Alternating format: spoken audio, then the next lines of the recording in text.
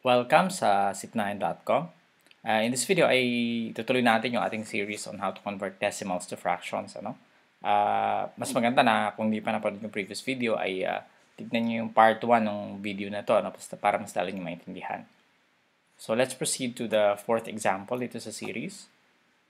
So we have example 4, 0.4. No?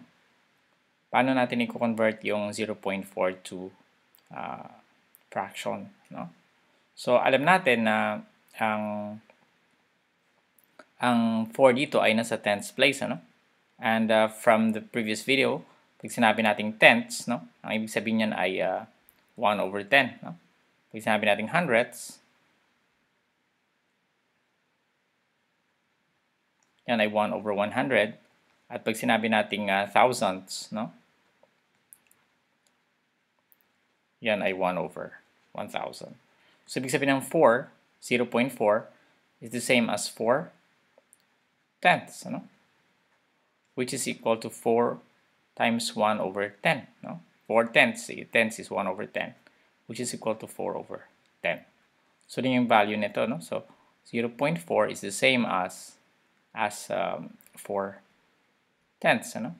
But 4 tenths can further be simplified, no? Pwede nating i-convert to lowest terms, no? Ano pwede nating i-divide both sa numerator at denominator? Pwedeng 2, di ba? So, magiging 4 divided by 2 is 2, and then 10 divided by 2 is 5. So, 4 tenths or 2 fifths. So, yung pinaka-final answer natin is yung 2 fifths. And 0.4 is the same as 2 fifths. Okay? So, number 5, 0.08, for example. So, titignan natin palagi kung may mga zero siya in between dun sa decimal point. No?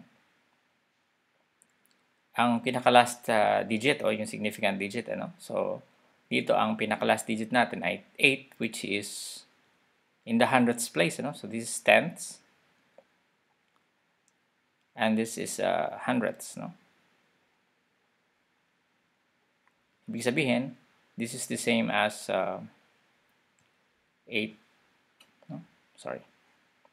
This is the same as 8 hundredths, no? And 8 hundredths, no, is the same as 8 times 1 over 100 or 8 over 100, no? So, ano pang pwede natin gawin dito, no? Pwede natin i-divide by how many? By 4, no? Both the numerator and the denominator, we can divide by 4. So, magiging equal siya sa 8 divided by 4 is 2, and 100 divided by 4 is 25. So, ito na yung pinaka-final answer natin. The equivalent of 0.08 in fraction is 2 over 25. So, pag tenths over 10, pag hundredths over 100, over 100, and of course, pag thousandths, no? 0.016. So, tenths, we have hundredths, H, and we have thousandths, no? Thousandths. So, parehong T, kaya nilagyan ko ng TH, but tenths, hundredths, thousandths. So, ibig sabihin ay 16 thousandths, no?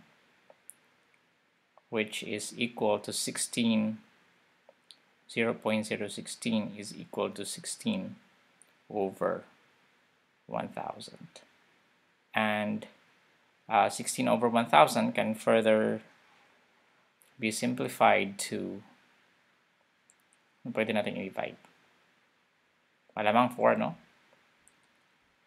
Try muna natin yung 4. Baka pwede pa natin i-simplify later.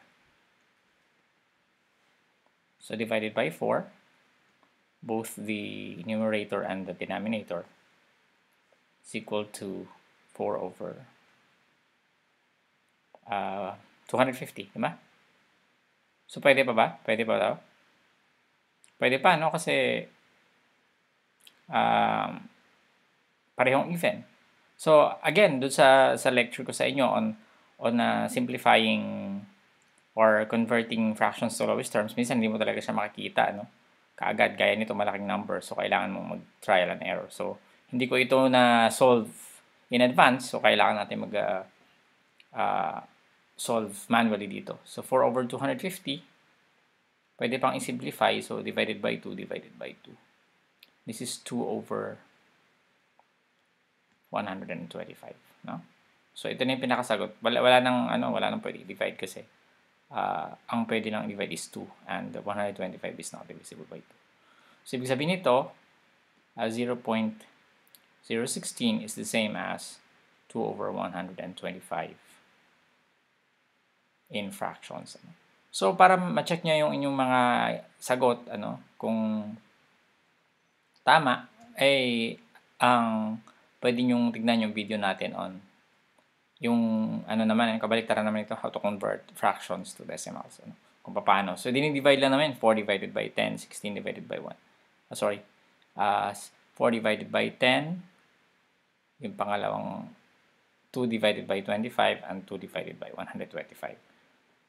Para ma-check nyo. So, dapat babalik siya dun sa given, no? Pag hindi siya bumalik sa given, ibig sabihin merong mali somewhere. Mali yung sagot nyo. Okay?